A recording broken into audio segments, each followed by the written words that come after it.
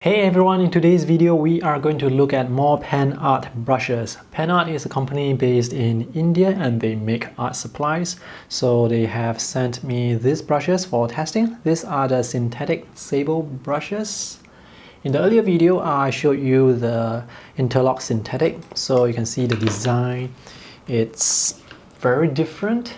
The hair is different, the color of the hair is different, the metal furrow is different. We have matte black here versus the glossy shiny on the Interlock Synthetic. Both are size 16 flat brushes. Now these brushes, they come in different sizes. The wooden body is different. Here we have a matte surface with a brown orange like color. It looks nice. And this Synthetic Sable, this is 1121 and the Interlock Synthetic, that model is 1122. Both are watercolor brushes. The synthetic brush is slightly shorter compared to the Synthetic Sable. Let's take a look at the round brush. This round brush is a size 14. The hair is still synthetic hair, just that the color it's sable color. These brushes are made to replicate the properties, the characteristics of sable brushes. So we are going to test and see if they can hold a good amount of water and if the hair has the springy feel to it. Let me just wash the brush to get rid of the glue first. And it can go back to its original shape. The point looks quite sharp. When compared to a real sable brush, we see that the sable hair has more of a belly, so it curves out before it tapers to a point, while the synthetic brush, it has more of a tapered look. It doesn't curve out as much. Different companies would use different numbering system for brush sizes. So for example, here I have a size 6 Navskaya Palitra sable brush. The volume of hair seems to be quite similar to the size 14 Panart brush, just that the sable hair is shorter.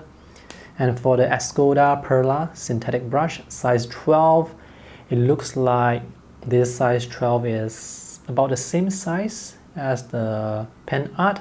Maybe the hair is slightly shorter. So these are pretty different sizing systems. And now let's see how much paint and water this synthetic brush can hold.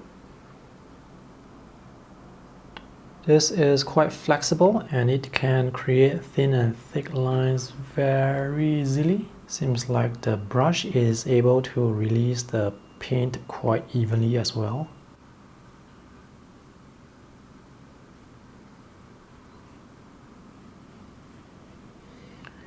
You can hold a good amount of water.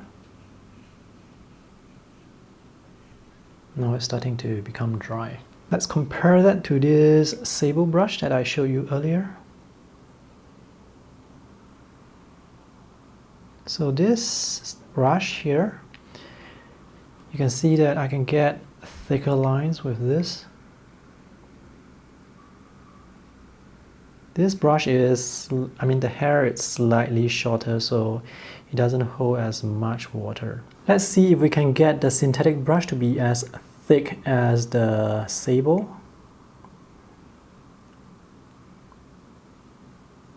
I would say it's about the same thickness. So yes, this synthetic brush is capable of holding a good amount of water and paint, and it has a nice spring that allows you to paint strokes of varying pressure. Let's paint this sketch very quickly and see what it feels like. Alright, the sharp point, it's really nice. It allows me to get into those tiny areas very easily. So this brush may be large, but it can definitely go into those tiny areas.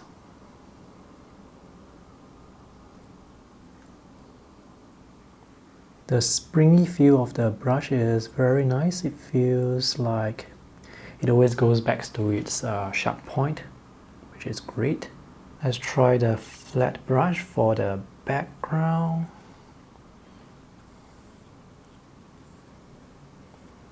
Right, for this particular brush, it does seem like I need to reload it a bit more often. Now I have just fully reloaded the brush, so let's see how much paint it can hold. I think it's alright. It's not too much or not too little, just the right amount. If you want to cover large areas, it might still be better to get a squirrel brush. This brush has a very nice springy feel to it as well. I'm going to use the flat brush for the clothes as well.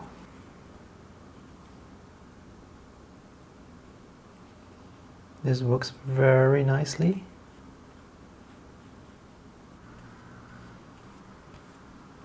For this, I'm using a round brush.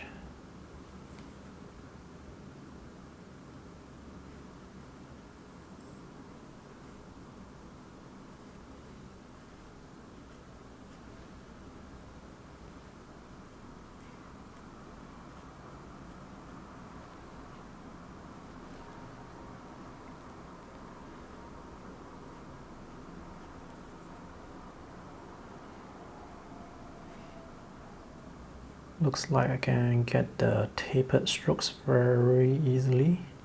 That's a bit too much paint there. Let me dry the brush so that I can pick up the excess paint. This is definitely a very nice brush to paint with.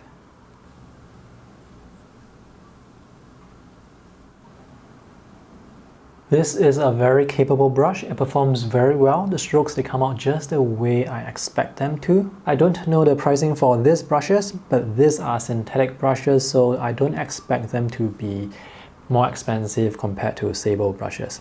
I'll put some links in the video description below to where you can find the brushes so that you can compare the prices for yourself. These are pretty good brushes. So that's all for my review today. If you have any questions, let me know in the comment section below. Thanks for watching. See you in the next video. Bye!